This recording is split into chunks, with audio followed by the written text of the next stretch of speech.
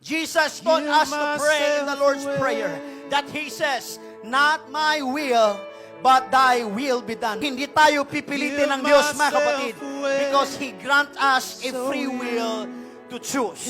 If we can choose God, this can change your life. If you want your life will be changed and transformed, you need these 4 words. Not my will, but thy will be done. Jesus used these 4 words.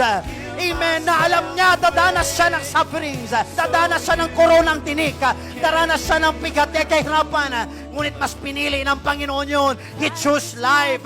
Ganon din sa ating buhay Kristyano. Mahirapan man tayo bilang anak ng Diyos. Ngunit ang sabi ng Biblia, manatili ka lang sa kalooban ng Panginoon.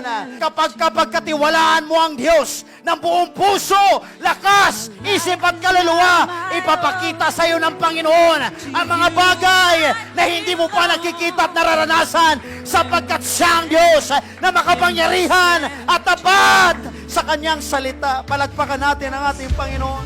Life is not my